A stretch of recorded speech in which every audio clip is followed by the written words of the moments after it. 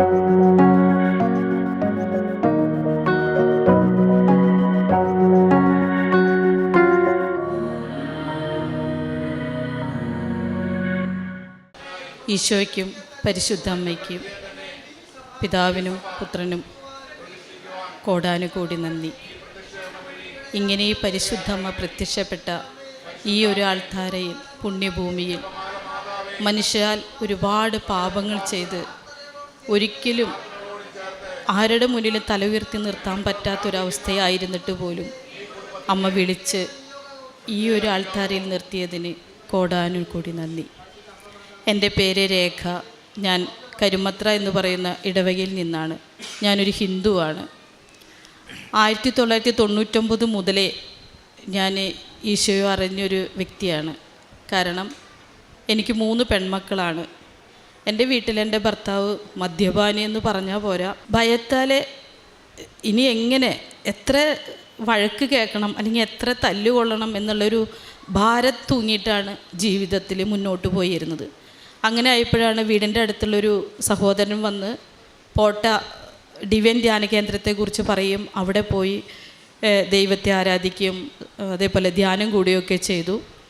അങ്ങനെ എനിക്ക് വീണ്ടും ഒരു കുഞ്ഞ് ജനിക്കാൻ ഗർഭിണിയായിരുന്നപ്പോൾ തന്നെ എൻ്റെ ഭർത്താവ് പറഞ്ഞു, ഇതും പെൺകുട്ടിയാണെങ്കിൽ ഈ ഭവനത്തിൽ നിൽക്കാൻ സാധിക്കില്ല എന്ന്.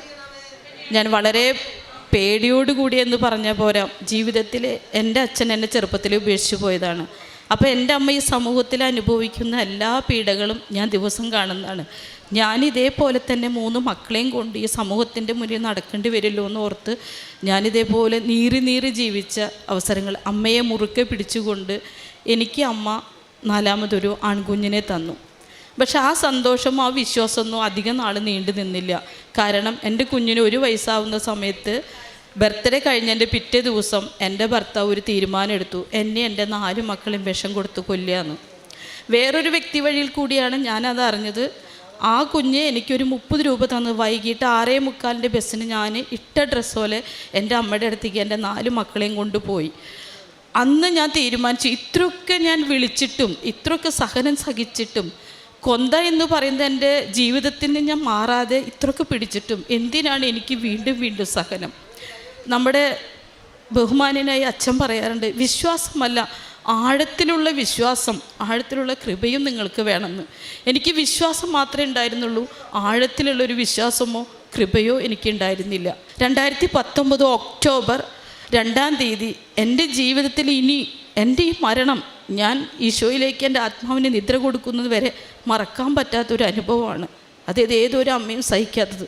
എൻ്റെ മൂത്ത മകൾ വിവാഹിതയാണ്. എൻ്റെ മകളും എൻ്റെ മരുമകനും മരണപ്പെട്ടു. 6 മാസത്തോളം കാലം ഭ്രാന്തി എന്ന് പറയാൻ പറ്റില്ല. എന്ന ഭ്രാന്താണോ എന്ന് ചോദിച്ചാൽ അങ്ങനെയാണ്. കണ്ണടച്ചാൽ ഇരുട്ടുപോലും എനിക്ക് പേടിയാണ്. എൻ്റെ കുഞ്ഞിൻ്റെ കരച്ചിൽ മാത്രം കേട്ടുകൊണ്ട് ഒരിക്കൽ ഉറങ്ങാൻ പോലും പറ്റാതെ, ഉറക്ക ഗുളിക എത്രയാണ് കഴിച്ചു കൂട്ടിയതെന്ന് എനിക്ക് തന്നെ അറിയില്ല. അങ്ങനെ ഇരിക്കുമ്പോൾ ഒരു 6-7 മാസത്തിൻ്റെ ഉള്ളിൽ ഒരു ദിവസം ഉച്ച നേരത്തെ എനിക്കൊരു ആരും എന്നോട് പറയുന്ന പോലെ, നീ അടുത്ത വീട്ടിൽ പോയി കൊന്ത മേടിക്കുക, നിനക്ക് കൊന്ത ചൊല്ലാൻ അറിയുന്നതല്ലേ എന്ന്. അത്രയും വർഷം 2006 മുതൽ 2019 വരെ ഞാൻ മാറ്റിവെച്ച എൻ്റെ ആ ഒരു കൊന്ത ഞാൻ ഓടിച്ചെന്ന് മേടിച്ചു. 1 മണി സ്വർഗസ്ഥനായ പിതാവും അടുത്തൊരു നന്മ നിറഞ്ഞ മുഴുവനാക്കാൻ സാധിച്ചില്ല. ഞാൻ ഉറങ്ങിപ്പോയി. ഉറങ്ങിയെന്ന് പറഞ്ഞാൽ പോരാ, 6 മാസത്തോളം ഞാൻ ഉറങ്ങാത്ത ഞാൻ 1.5 ദിവസത്തോളം ഞാൻ ഉറങ്ങി. എൻ്റെ മക്കളെല്ലാം പേടിച്ചു. ഓരോരുത്തരും വന്ന് എൻ്റെ പൾസ്, എൻ്റെ 2 മക്കളും നേഴ്സുമാരാണ്, എൻ്റെ മക്കൾ മാറി എൻ്റെ പൾസും എൻ്റെ ഹാർട്ടും ബീറ്റ് ചെക്ക് ചെയ്യായിരുന്നു. കാരണം ഞാൻ മരിച്ചോ എന്നറിയാം. ബക്കറ്റിലൊക്കെയാണ് വെള്ളം കൊണ്ടുവന്ന് എൻ്റെ മേത്തൊഴിച്ചിരുന്നത്. പക്ഷെ ഞാൻ അറിയുന്നില്ല അങ്ങനെ ഉറക്കം. പക്ഷെ ഞാൻ ആ ഉറക്കത്തിൽ നിന്ന് എണീറ്റത് പുതിയൊരു സൃഷ്ടിയായിട്ടാണ്. അത് കഴിഞ്ഞ് 2 മാസം കഴിയുമ്പോഴേക്കും ഈ ലോകത്ത് സകലരും ശപിക്കുകയാണ് കൊറോണ എന്ന് പറയുന്ന മാരകമായൊരു വൈറസിനെ. എന്നാൽ ഞാൻ മാത്രമായിരിക്കും ആ വൈറസ് വന്നതിൽ സന്തോഷിക്കുന്നത്. കാരണം എനിക്ക് NHM എന്ന് പറയുന്ന ഒരു നാഷണൽ ഹെൽത്ത് മിഷൻ്റെ കോവിഡ് ബ്രിഗേഡായിട്ട് മെഡിക്കൽ കോളേജിൽ എനിക്ക് ജോലി കിട്ടി. ഞാനൊരു മരണമായിട്ടാണ് അവിടേക്ക് പോകുന്നതെങ്കിൽ എൻ്റെ കൺമുന്നിൽ കൂടെ സ്വന്തം പിതാവും മകനും ഭർത്താവും കുട്ടികളുമെല്ലാം മരിച്ച് മുഖം പോലും കാണാൻ പറ്റാതെ എൻ്റെ കൈകൾ കൂടിയാണ് ഒരു പ്ലാസ്റ്റിക് കവറിലാക്കി ഞാനിങ്ങനെ അട്ടിയിടുമ്പോഴാണ് അവരുടെ വീട്ടുകാരെ ആശ്വസിപ്പിക്കാനായിട്ട് എനിക്ക് കിട്ടിയൊരു വലിയൊരു ഭാഗ്യം.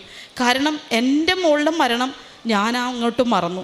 അവിടുന്ന് അങ്ങനെ തന്നെ ആ ജോലി സെപ്റ്റംബറിൽ അവസാനിച്ചു. ഇനി എന്ത് എന്ന് വിചാരിക്കുമ്പോഴേക്കും എനിക്ക് heart hospital, Thrissur Sun Hospital എന്ന് പറയും, അവിടെ എനിക്ക് വീണ്ടും അറ്റൻഡറായിട്ട് ജോലി കിട്ടി. ഞാൻ ചെന്ന രണ്ടാമത്തെ ദിവസം എനിക്ക് കാഷ്വാലിറ്റിയിലാണ് എനിക്ക് തന്നത്. അവിടെ ഞങ്ങളുടെ റെസ്റ്റ് ഇരിക്കുന്ന റൂമുണ്ട്. അവിടെ ചെന്നപ്പോണ്ടോ കൃപാസനത്തിലൊരു പത്രം. ഞാൻ ആ പത്രത്തിൽ നോക്കിയപ്പോൾ ഒരുപാട് സാക്ഷ്യങ്ങൾ, വായിക്കാനൊന്നും സമയം കിട്ടിയില്ല.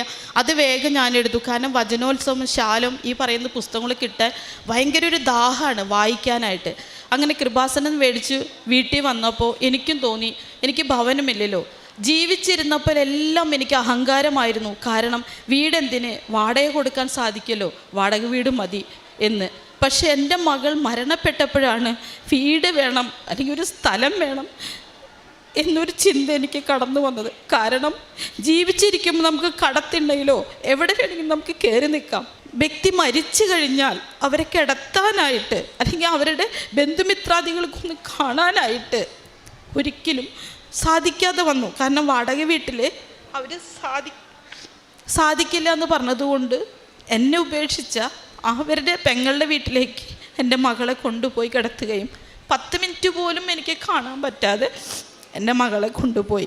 അന്നാണ് എനിക്ക് ചിന്തിച്ചത്, നമുക്ക് ഈ ഭൂമിയിൽ കിടക്കാൻ അല്ലെങ്കിൽ ഒരു നേരം ഇരിക്കാൻ, ഒരു ടാർപ്പായ ആയാലും ശരി, നമുക്കൊന്ന് ഇരിക്കാൻ ഒരു സ്ഥലം വേണമെന്ന്. 2013 മുതലേ ഞാൻ എൻ്റെ പഞ്ചായത്തിൽ, തെക്കങ്കര ഗ്രാമപഞ്ചായത്തിൽ എനിക്ക് കൊടുത്തിരിക്കുന്നതാണ് അപേക്ഷ. ഓരോരോ പ്രശ്നങ്ങളും പറഞ്ഞ് വീട് പാസ്സാവും, ഒന്നെങ്കിൽ സ്ഥലം ഉണ്ടാവില്ല, അല്ലെങ്കിൽ സ്ഥലം പാസ്സാവും, വീടുണ്ടാവില്ല. ഇങ്ങനെ ഓരോരോ പ്രശ്നങ്ങളും പറഞ്ഞ് 2023 വരെയും കാലഘട്ടങ്ങൾ കടന്നുപോയി. അപ്പോഴാണ് കൃപാസനത്തിൽ പത്രം കിട്ടിയപ്പോൾ ഞാൻ ചിന്തിച്ചു, എന്തുകൊണ്ട് എനിക്ക് കൃപാസനത്തിൽ, അതിൽ കുറേ ആൾക്കാരെ സാക്ഷ്യങ്ങളുണ്ടായിരുന്നു, ഭവനമില്ലാതെ ഭവനം കിട്ടി, വഴിയില്ലാത്തവർക്ക് വഴി കിട്ടി എന്നൊക്കെ. ഞാൻ അങ്ങനെ തന്നെ സെപ്റ്റംബർ 16 ഞാൻ വിചാരിച്ചു, എന്തായാലും 2023 സെപ്റ്റംബർ 16 തീരുമാനിക്കുകയാണ്, ഉടമ്പടി വന്നെടുക്കണം. അപ്പോൾ എൻ്റെ കയ്യിൽ പൈസയൊന്നും ആയിട്ടില്ല. ഞാൻ അടുത്ത വീട്ടിൽ നിന്ന് പൈസ മേടിച്ച് 2017 സെപ്റ്റംബർ തൃശ്ശൂർ റെയിൽവേ സ്റ്റേഷൻ വരെ വന്നു. പക്ഷേ എനിക്ക് ട്രെയിൻ കിട്ടിയില്ല. പക്ഷെ ഞാൻ അവിടെ വെച്ചൊരു തീരുമാനമെടുത്തു, നാളെ അതായത് സെപ്റ്റംബർ 18 എന്നെ പ്രസവിച്ച് ഇത്രയും വളർത്തിയ എൻ്റെ അമ്മ മരണപ്പെട്ടാലും ശരി, ഞാൻ ഇവിടെ വന്നതിന് ശേഷം മാത്രമാണ് ഞാൻ അതിലേക്ക് പങ്കെടുക്കുകയുള്ളൂ എന്ന്. പിറ്റേ ദിവസം ഞാൻ 2018 സെപ്റ്റംബർ 18 ഞാൻ ഇവിടെ വന്നു, ഉടമ്പടി എടുത്തു, ഞാനിവിടെ പ്രാർത്ഥിച്ചു, തിരിച്ചു പോയി. എനിക്കെന്തോ അറിയില്ല, അന്ന് എനിക്ക് കുർബാന കാണണമെന്നൊരു തോന്നൽ. ഞാൻ നേരെ തന്നെ എൻ്റെ വീടിൻ്റെ ഇടവക ആരോഗ്യമാത കരിമത്ര പള്ളിയിൽ ഞാൻ പോയി കുർബാന കണ്ട് ഞാൻ കണ്ണടച്ചിരിക്കുമ്പോൾ തിരുവോസ്തിയിൽ എനിക്ക് ഈശോയുടെ രൂപം പെൻസിലുകൊണ്ട് ഇങ്ങനെ ഡ്രോയിങ് ചെയ്ത പോലെ. അപ്പോൾ അതിൻ്റെ 2 ദിവസം മുന്നേ ഞാൻ യൂട്യൂബിൽ ഒരു അച്ഛന് തിരുവോസ്തിയിൽ ഈശോയുടെ രൂപം കണ്ടു എന്നൊക്കെ പറഞ്ഞിട്ട് ഞാൻ വിചാരിച്ചു അതായിരിക്കാം, ആ ഒരു ചിത്രം എൻ്റെ മനസ്സിലേക്ക് എടുക്കുക കാരണമായിരിക്കും എനിക്ക് അങ്ങനെ തോന്നിയതെന്ന് വിചാരിച്ച് ഞാൻ വീണ്ടും കണ്ണടച്ചുകൊണ്ടിരുന്നപ്പോൾ ഇതേപോലൊരു പച്ച കളർ പേപ്പറിൽ കുറേ കറുത്ത അക്ഷരങ്ങൾ കൂടി എൻ്റെ മുന്നിൽ കൂടെ പോകുന്നു. അപ്പം ഞാൻ വെച്ചു ഇതെന്താണ്, എനിക്കൊന്നും മനസ്സിലായില്ല. ഞാനങ്ങനെ വീട്ടിൽ പോയി ഒരു 9:30 ആകുമ്പോൾ എൻ്റെ പഞ്ചായത്ത് വാർഡ് മെമ്പർ എന്നെ വിളിക്കുന്നു, രേഖ ചേച്ചി എത്രയും പെട്ടെന്ന് പഞ്ചായത്തിലേക്ക് ചെല്ലുക, അവിടുന്ന് വിയോനെ കാണണമെന്ന്.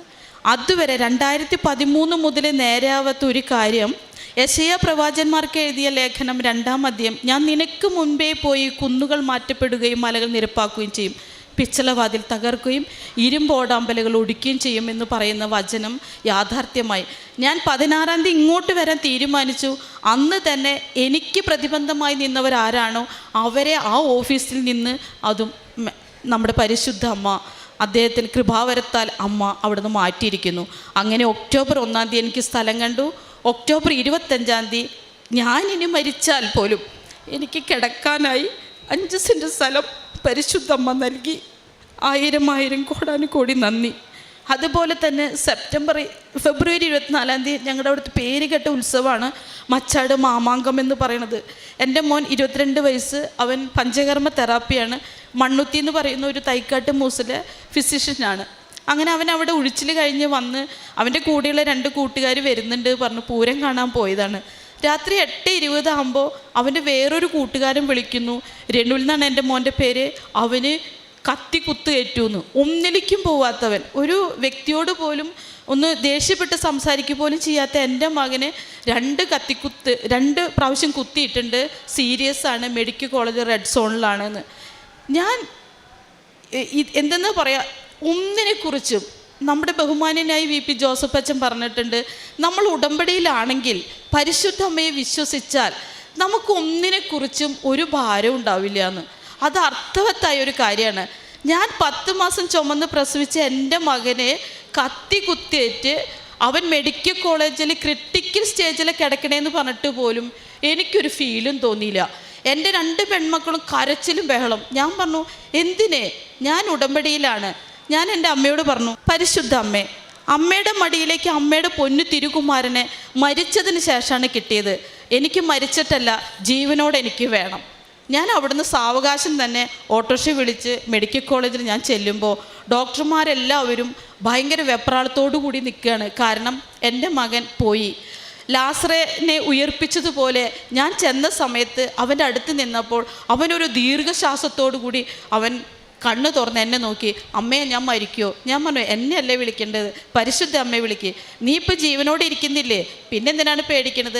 ഞാൻ നാളെ മരിക്കും, പക്ഷെ നിന്നെ മരിക്കാതെ കാത്തു സൂക്ഷിക്കുന്ന നിൻ്റെ അമ്മ നിൻ്റെ കൂടെയുണ്ട്. ഉടമ്പടി വസ്തുക്കളൊന്നും എനിക്ക് കൊണ്ടുപോകാൻ സാധിച്ചില്ല, കാരണം ഞാനും ഉത്സവ പറമ്പെന്നാണ് അങ്ങോട്ട് പോയത്.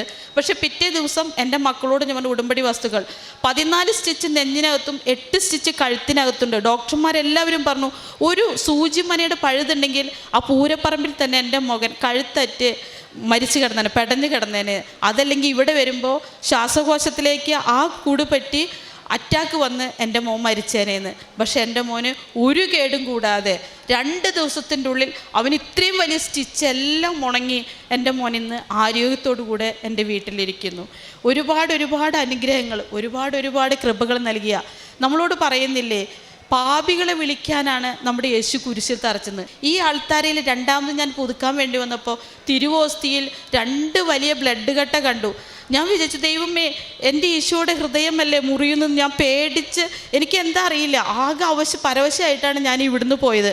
ഞാൻ അടുത്തുള്ളൊരു കൂട്ടുകാരി, ഒരു ക്രിസ്തീയ ചേച്ചിയുണ്ട്, ചേച്ചിയോട് ഞാൻ ചോദിച്ചു. ചേച്ചി പറഞ്ഞു, നിനക്ക് നൽകിയ ഒരു വലിയൊരു കൃപയാണ് കുട്ടി, വേറെ ആരും കണ്ടില്ല. ഇല്ല, അപ്പം ശരിയാണ്, എനിക്ക് വേണ്ടി നീ എത്ര പാപത്തിലായിരുന്നാലും നിന്നെ വിളിക്കാൻ വേണ്ടിയാണ് ഞാൻ ഈ കുരിശിൽ കയറിയെന്ന് പറഞ്ഞാൽ നമ്മുടെ ദൈവത്തോട് നമുക്ക് ഒത്തൊരുമിച്ച് പ്രാർത്ഥിക്കാം. നിങ്ങളുടെ എല്ലാവരുടെ പ്രാർത്ഥനയിലും എന്നെയും എൻ്റെ കുടുംബത്തെയും ഓർപ്പിക്കും.